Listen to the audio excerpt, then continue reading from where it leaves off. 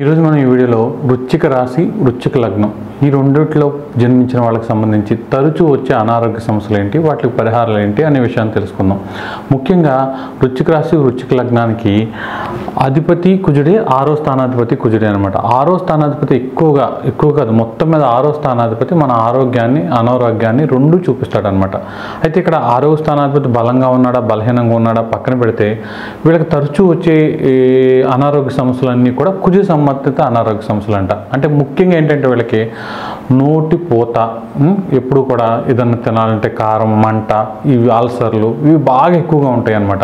ఎప్పుడు కూడా ఈ నోరు మంటో లేకపోతే కడుపులో మంటో ఇది వస్తూనే ఉండాలి. విపరీతమైన గ్యాస్తో కూడా వీళ్ళు ఇబ్బంది పడే అవకాశం ఉంటుంది. ఇది కుజుడు యొక్క ప్రభావం. అంటే మనకి 45 రోజులకు ఒకసారి 41 రోజులు కుజుడు మారుతూ ఉంటాడు కదా. కుజుడు వీళ్ళకి రాశిలోకి వచ్చినప్పుడు, లగ్నంలోకి వచ్చినప్పుడు, లేదంటే 4లోకి వచ్చినప్పుడు, 7లోకి వచ్చినప్పుడు, 8లోకి వచ్చినప్పుడు, 11, 12 ఇలా వచ్చినప్పుడు ఆ మంత్లో ఎక్కువగా వీళ్ళు ఇబ్బంది పడే అవకాశం ఉంటుందన్నమాట. వీటికి రిలేటెడ్గా కనుక సరైన ఆహారాలు తీసుకోకపోవడం, ఫైబర్ ఫుడ్ ఎక్కువగా తీసుకోకపోవడం ఇలాంటివి చేసినప్పుడు డైజెషన్ ప్రాబ్లమ్స్ రావడం, వీటితో ప్రెషరు, ఫైల్స్ ఇలాంటి అనారోగ్య సమస్యలతో కూడా వృశ్చిక రాశి వృశ్చిక లగ్నంలో జన్మించిన వాళ్ళు ఎక్కువగా ఇబ్బంది పడే అవకాశం ఉంటుంది. అలాగే వీళ్ళలో ఎక్కువగా మగవాళ్ళు అయితే స్టామినా రిలేటెడ్ ఇష్యూస్, కొంతకాలానికే వీటికి సంబంధించిన ఇబ్బందులు కూడా ఎక్కువగా వచ్చే అవకాశం ఉంటుంది. ఇక పిల్లలకు సంబంధించిన శుక్ర కణాలు వీటికి సంబంధించి కూడా కొంతమందిలో కుజుడు నీచిపట్టు, కుజుడు కంబస్ట్ అయిపోయి, కుజుడు రాహుతో కేతుతో కలిసిన వాళ్ళు కూడా ఎక్కువగా ఉండే అవకాశం ఉంటుంది.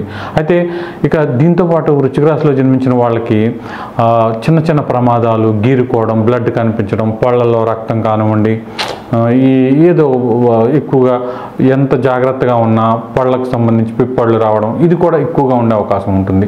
అలాగే బలానికి సంబంధించి ఫుడ్ అది బాగా తీసుకున్నప్పటికీ కూడా తొందరగా అలసిపోవడం ఇలాంటివి కూడా ఎక్కువగా ఉండే అవకాశం ఉంటుందన్నమాట.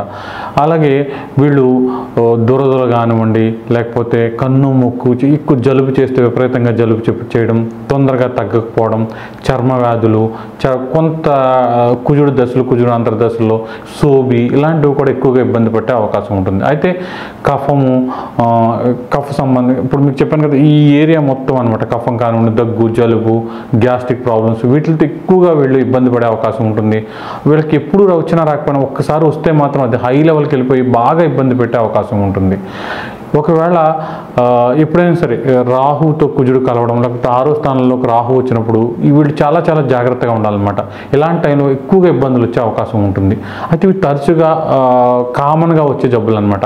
ఇక వృశ్చిక రాశి వృశ్చిక లగ్నంలో జన్మించిన వాళ్ళకి ఎక్కువగా ఏ వ్యాధులు వస్తాయనేది వ్యక్తిగత జాతకాన్ని చూసి, వ్యక్తిగత జాతకంలో లగ్నం ఏంటి, ఆ లగ్నానికి 6వ స్థానాధిపతి ఏంటి, 6వ స్థానాధిపతి ఎంత బలంగా ఉన్నాడు, ఎవరితో కలిసి ఉన్నాడు, పాపగ్రహాలతో ఉన్నాడా, శుభగ్రహాలతో ఉన్నాడా, వీటిలన్నిటిని బట్టి అసలు మనకి ఏ వ్యాధులు అనేవి ఎక్కువగా వస్తాయనేది తెలుస్తుంది అనమాట.